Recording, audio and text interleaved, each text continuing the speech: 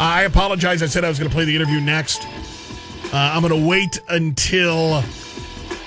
And the only reason I'm doing this is because I pre-recorded the interview.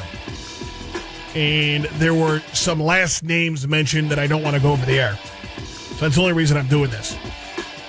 I just don't know the legalities of putting last names on the air when it comes to this case, because we're dealing with alleged criminals, the alleged perpetrators. So, like I said, I'm going to get to it. He used the last name a bunch of times, and I'm just trying to, I mean, everybody who knows the case will know who it is, but I just want to bleep out the guy's last name that he mentioned. So, let me do that real fast. But I swear to you, that's the only editing I'm doing in this interview. That's it. Just got to bleep out last names so, I don't get in trouble. And you do something like that, and then you wonder if that allows the guy to get off on a technicality. You see what I'm saying? Like, how many times have you heard somebody who committed a crime get off on a technicality? Like, they didn't read the Miranda rights verbatim. Something like that. So I want to make sure that by talking about this, and you can appreciate this, by talking about this, by having this anonymous night sec on the air, I want to make sure I don't jeopardize the case in Steubenville. Because trust me, right now, everybody in Steubenville, everybody who is close to this case is waiting for me to make a mistake. They're waiting for me or anonymous night sec to make a mistake. They are. Obviously they are. Matter of fact, I guarantee you my show is being recorded right now by everybody in Steubenville. That's how big this story has become. So I just want to make sure no last names are mentioned. So make sure we don't jeopardize this case at all. So I know you guys are anxiously waiting. I'm getting tweets like crazy. Q92radio.com for some reason is not loading. However, if you want to listen to the interview, you can go to the Q92 fan page on Facebook and just listen to the Listen Live button there, or click on the Listen Live button there. And I will be posting the interview after we play it on the air. So sit tight. I'm going to get to it, I promise, okay? It's Q92, my radio show. This is the interview with Anonymous Night Sec. They are really the group that has brought the rape situation in Steubenville to really global status. This is a big, big story. Everybody around the world is talking about it. This group Anonymous, as you know, is they're nobody to be reckoned with, man. You don't want to get on these guys' bad side. So let's get right to it. You're calling me on a different phone number, dude. Yeah, I got Skype to work, so. Oh, okay. Well, listen, I want to say thank you very much for coming on the show, obviously. I just got off the phone with one of the girls who's a friend of the rape victim in Steubenville. She asked me to reiterate something back to you guys, saying they appreciate what you're doing, but they prefer that the Social Security numbers of the kids involved didn't get released. Because right. Now I don't understand why that would be a big deal. Maybe you could understand that, or kind of explain that to me. Yeah, sure. Are we live right now? Yeah, go ahead. Okay. Well, anyway, first off, thanks for having me. I appreciate it. Yeah. Secondly, we watched the Young Turks video they released yesterday. I don't know if you're familiar with the Young Turks, but they raised a valid point. And their point was, now that it's made national and even world news, all eyes are on Steubenville, so there's really no point in releasing the Social Security numbers of the teammates involved in ruining their lives forever, whenever they're going to have to answer for this for the rest of their life, no matter where they go now. Right. So I wholeheartedly agree with that, and I'm not so naive to think one can't learn from their own mistakes.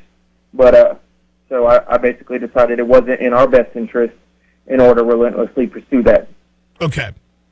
So how did you guys become aware, and how long have you been working on this this whole thing in Steubenville? Oh, I'd say probably a couple months ago. I stumbled across the blog, actually a couple blogs actually, and the New York Times had covered it, and I finally decided it was time to go in and see what we could do about it, and it picked up momentum way faster than Op Westboro did, way faster than it did whenever we took down Hunter Moore. it just gained so much momentum. And I think it's good because, like, people are starting to see what would be covered up in the first place. You know, I was doing some background, and I'm aware of who you guys are, and I've always appreciated what you did with the Westboro Baptist Church and everything. I almost think that you guys are almost the Robin Hood of society, where you're doing something that's technically illegal by doing the hacking, but you're doing it for the greater good of the people. Right. So, right, yeah. I mean, do you get a lot of backlash for that, or would you say that the majority is the support? You get the support of the community and society? You know, there's people that are like, what you're doing is illegal and whatnot, and, like, you know, like, you're committing a crime in order to solve a crime, and in essence, that's true, but don't the police do it when they allow snitches to sell drugs on the streets in order to get the kingpin? Yeah. That's my question to them. So, and also, not all of Anonymous agrees with other Anonymous members' operations. So that's the beauty of Anonymous, is like we all have different ideals and different goals. And NightSec is actually a subgroup that I formed within it of a group of people that want to use what we know how to do in order to change the society immediately around us. Now, how are you aware from the blogs and everything that, I mean, were you surprised at the corruption in Steubenville, a small little city, and how did you? I was. Yeah. I was, and I was even more surprised when the guy actually responsible for the hack, Batcat, is working on my team or whatever, and we got into his Comcast email, Jim, the web founder, and found what appeared to be a Louisville rape victim's picture, Savannah. Well, you know what's so funny about that is that's Louisville, is how we pronounce it here. And Louisville's very close in the area to the radio station as well. And I was aware of that case. So I was like, we put that in the press release video, showed her picture side by side that we found in his email. Yeah. And of course we backed it up and archived it, timestamp, screenshotted everything. So we got back in his email the next day. Comcast had given him access back to his email, and everything was deleted, but luckily we have it backed up to the archive. So if you're out there listening, Jim, there's no hiding. So, what is, and I want to use the word allegedly. Okay, you guys are anonymous. You could do whatever you want. I still have the radio station. I have to abide by certain rules, slander, whatever. So, I want to preface this by saying alleged. What do you believe has allegedly happened in Steubenville? What do I believe? I believe that football players are getting preferential treatment. That's obvious. I believe that a town is divided between who should support who, social status, and things like that, and divisions necessary for revolution. I also believe that Jim may, now even I'm saying may have organized a possible crew to send him pictures, judging by all the new photographs we found in his email. And this had the Savannah case had the same MO as the case in Steubenville, and they're not too far away from each other. You know, she was photographed, taking pictures of, drug from party to party, things like that. So that's basically what I think happened is football boosters are paying a lot of money to a lot of individuals to keep these boys off the books, and Jim plays some kind of voyeuristic role in it. What is going to be the repercussions if how many people, number one, how many people would satisfy you to apologize, because that's what you're asking for, is the apology to the family of the girl and the girl herself. Obviously, if they do that, it's an admission of guilt, and you'll have to. The judicial system will have to get involved at that point. If they don't do this, what is the repercussions of that? And how many people do you want to come forward? Yeah, basically, we wanted all those guilty to come forward or whatever. We can see now that that's not really going to happen, and we knew in the beginning that's not really going to happen. Like I said, I've graciously decided to call off the docs, but since the separate hacker group, who, by the way, I will state on there, is not affiliated with Anonymous, they're a separate hacker group, has picked up the case. They're called Nazi Gods. They're very controversially named. They're not Nazis or supremacists or nothing like that. But they've decided to go after basically every one of them, and who knows what they'll do. They're kind of unpredictable, but they mean good. No, okay, go ahead.